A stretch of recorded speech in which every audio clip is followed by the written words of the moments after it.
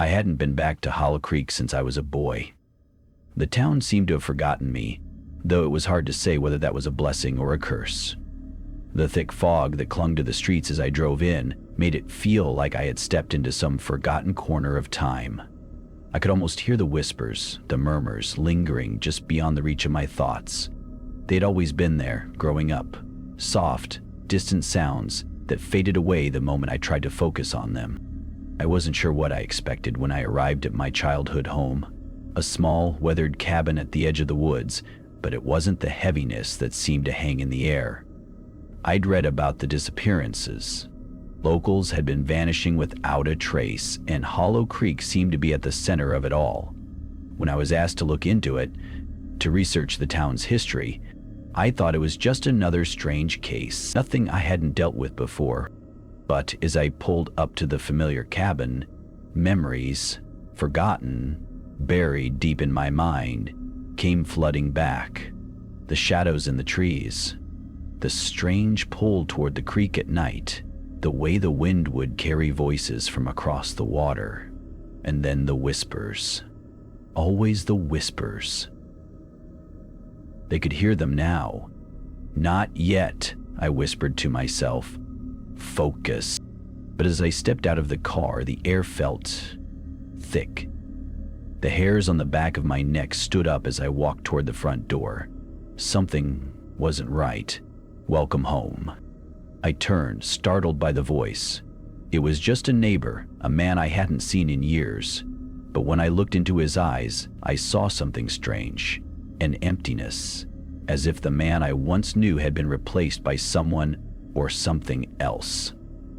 "Good to see you again, Owen," he said, his smile too wide. "Things have changed." Before I could ask what he meant, the sound of running water caught my attention. The creek. The murmurs, faint but undeniable, carried on the breeze. It was only when I crossed the threshold of the house that I realized the whispers weren't just in my head. They were in the walls. The house greeted me like an old wound, closed over but still tender beneath the skin. I stood in the entryway longer than I meant to, just listening. The wind moved through the trees outside, brushing the walls like fingertips. The interior smelled of dust and cedar, with a faint undertone of mildew and something else I couldn't name. Something wet. I tried the light switch. Nothing. The power must have been off for years. I wasn't surprised.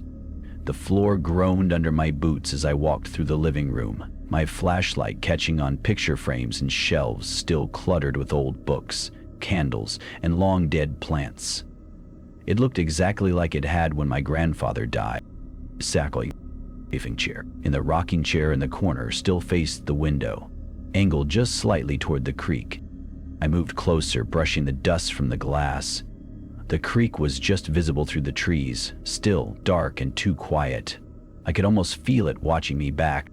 The whisper came again, soft, like breath against the back of my neck. "Owen." I spun around. Nothing. I chuckled nervously, but it didn't feel funny. My pulse was already picking up. I should explain something. The whispers aren't like voices you hear with your ears. They slip in sideways, into your thoughts. It's like remembering something you never experienced, or hearing a word in a language you don't know yet somehow understand. Growing up here, people always talked about the creek folk. That's what the old-timers called them. Whatever it was they believed lived in or around Hollow Creek.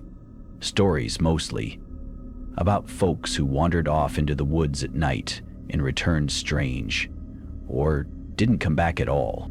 As a kid, I thought it was all just ghost stories, but now I'm not so sure. I unpacked my gear slowly, deliberately. Laptop, camera, audio recorder, notebooks, a few motion sensors and trail cams for the woods. It wasn't exactly standard for a historian to pack like a paranormal investigator, but this place wasn't exactly standard history either. As night settled in, I built a small fire in the hearth. I didn't want to go into the woods just yet, but something in me said to wait, observe, and remember. The fire crackled gently, casting long shadows across the room. I pulled out my notebook and began sketching the house's layout from memory, marking any doors, crawl spaces, or oddities I remembered from childhood. That's when I noticed it again. The soft creaking upstairs. Footsteps, but slow. I froze. The house was supposed to be empty.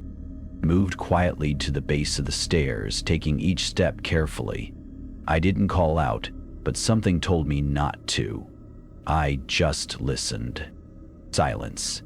Then, from upstairs, I heard the unmistakable sound of a doorknob turning. Click. I raised the flashlight and took the steps 2 at a time. The hallway stretched out, doors on either side. At the end was the guest bedroom, my old room. The door was wide open. I stepped inside, sweeping the beam across the walls. Everything was still. The bed, the shelves, even the old wooden toy chest by the window. Nothing had moved, except for the closet door. It was cracked open just enough to be unnatural, like someone had meant to close it but didn't want the latch to click. I approached slowly. I could hear my own heartbeat. Then the whisper again, clear as breath in my ear. "You left us." I yanked the door open. Nothing. Just the faint smell of creek water and something else, metallic, like old coins or dried blood. That's when I noticed something scratched inside the closet door. I leaned in closer, a whisper trying to calculate. A single phrase, carved deeply into the wood. "We remember you." I backed away, stomach tight, hands suddenly ice cold. Outside, the wind rose, and with it, the sound of water rushing through the trees. Except it hadn't rained in days, and the creek doesn't run fast in spring, unless something's moving beneath it. I didn't sleep that night, not really. I laid on the old couch in the living room with the fire dying low and my grandfather's faded quilt over me, eyes fixed on the ceiling. Listening. Not for footsteps or doors creaking this time. I was listening for the water, and it was moving. I swear, I could hear it. Not just the whisper of a distant current, but something pulsing, like breath, like something alive, twisting beneath the soil and stones just outside this house. Around 3 in the morning, I finally got up. I pulled on my boots, grabbed the flashlight and a trail cam, and stepped out onto the porch. The woods were deathly still. The air held that damp metallic scent again, like rain that had never fallen. I followed the familiar path down to the creek. The dirt was soft underfoot, and I kept noticing places where the moss looked scraped away, like something had dragged itself along the path ahead of me. When I reached the edge of Hollow Creek, I froze. The water wasn't flowing. It just sat there, black and stagnant, like glass stretched across a bottomless pit. There should have been movement, even a ripple, but this was still, like something was pressing down on it from above, or pulling from below. I crouched and dipped my fingers into the water.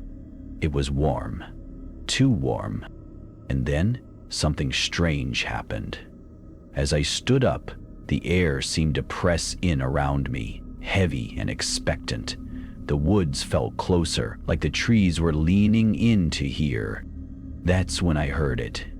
Not a whisper this time, a splash. Something had dropped into the creek just a few feet upstream. I whipped my flashlight toward the sound, and for the briefest moment, I saw something standing knee-deep in the black water. A figure. Thin. Tall. Its limbs too long, like branches broken in all the wrong places. Its face wasn't a face at all. Just wet, glistening bark, or maybe bone. Hollow holes where eyes should be. Then it was gone, just ripples. I backed up fast, nearly slipping, and set the trail cam facing that stretch of creek. My hands were shaking.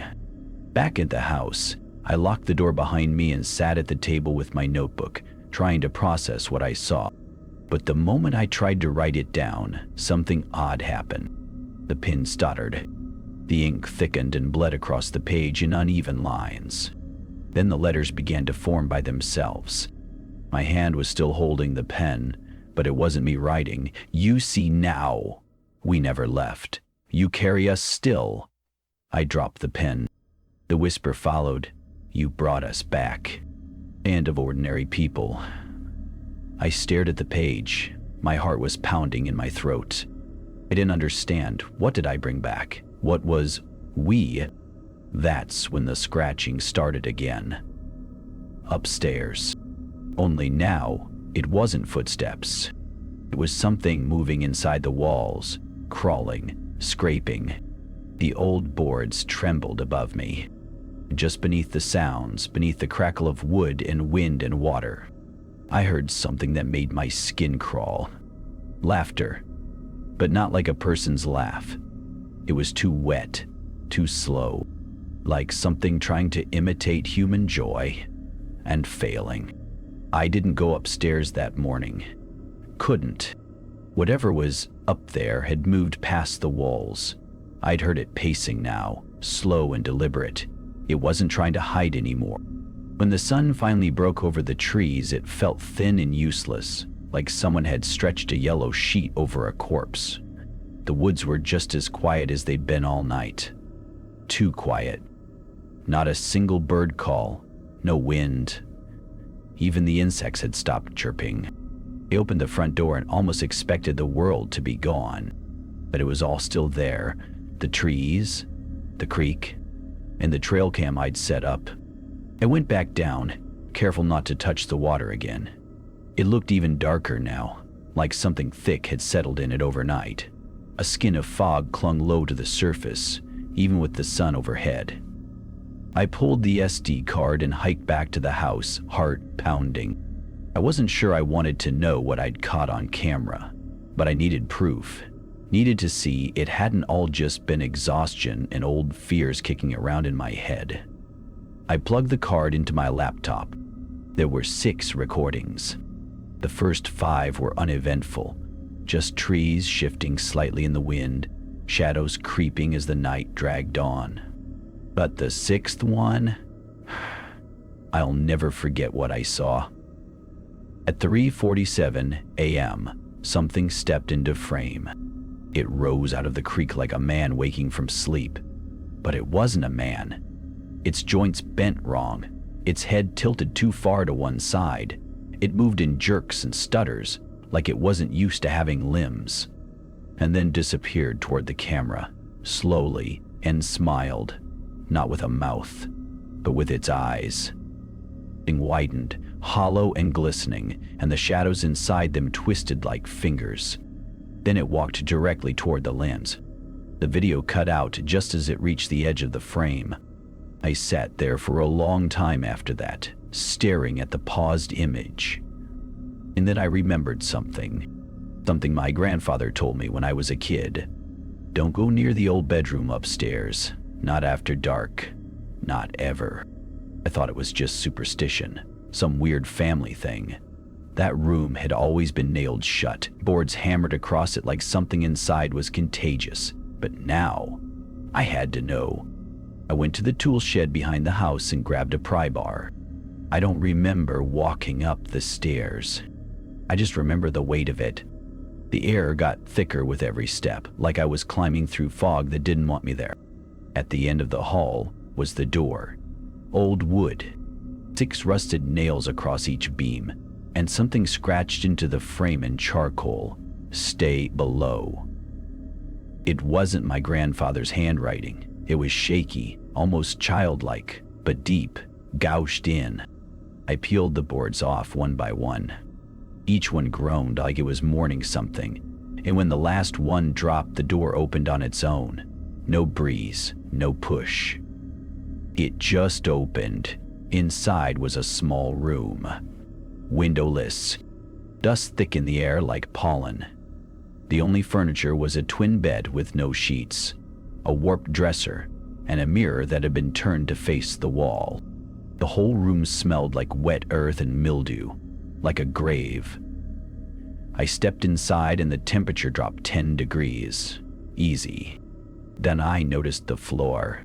In the corner, under the bed, the floorboards were warped, bulging upward like something beneath them was pressing to get out. And I realized there was water damage. stains up the side of the dresser, mold spreading like veins across the wall. That made no sense. This was the second floor. Then I heard it again, from inside the walls. "You brought us back." In that time, the voice wasn't in my head, it was behind me. I turned, slow and careful. No one was behind me. Just the open doorway and the long hallway where the boards creaked even when no one stepped on them. But I'd heard it. A voice, wet and close, like someone whispering through a mouthful of creek water.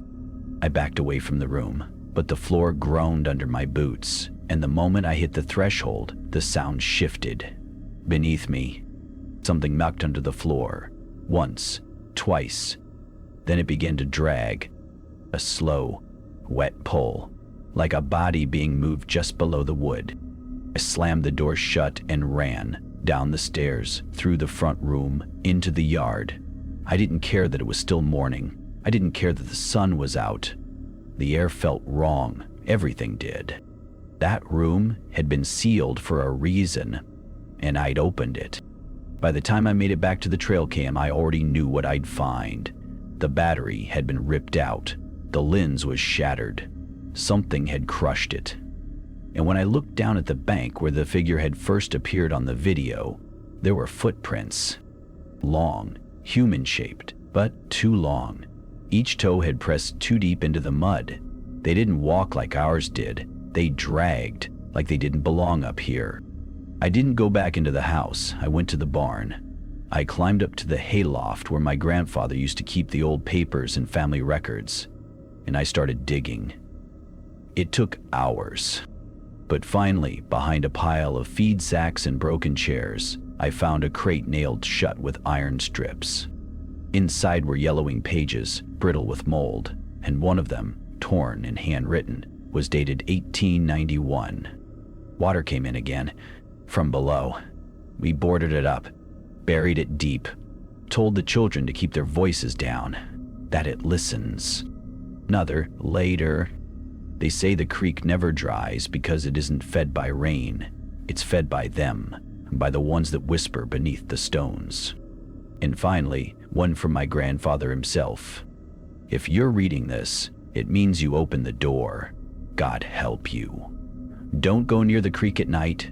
Don't follow the voices. And whatever you do, don't answer when they call your name. I didn't know what to do. I didn't sleep that night. I locked the doors, turned every light on, and sat with a shotgun across my lap. But the lights didn't matter. At 3:13 a.m., they flickered. At 3:14, they went out. And then the house shifted. Not the way old wood settles, but like something heavy was moving through it. Floorboards bowed. Glass cracked. And from the walls, from the pipes, from the floor itself, I heard them.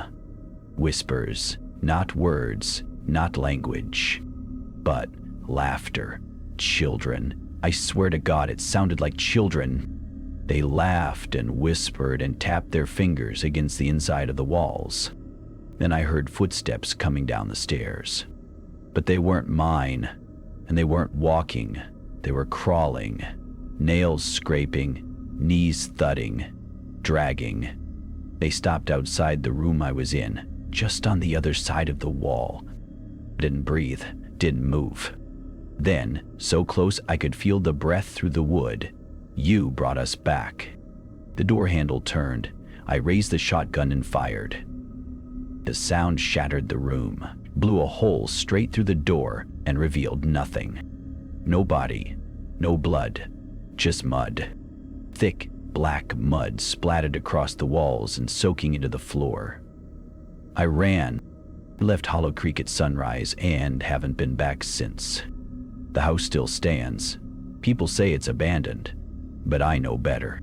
The room upstairs never should have been opened, and the creek, it's not just water, it's a mouth. And I think, when I stood in it that night, barefoot, unaware, I fed it.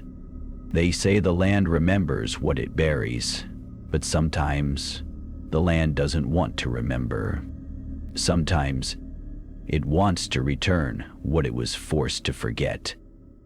So if you ever find yourself near Hollow Creek, don't stop, don't listen, and whatever you do, don't answer when the water calls your name.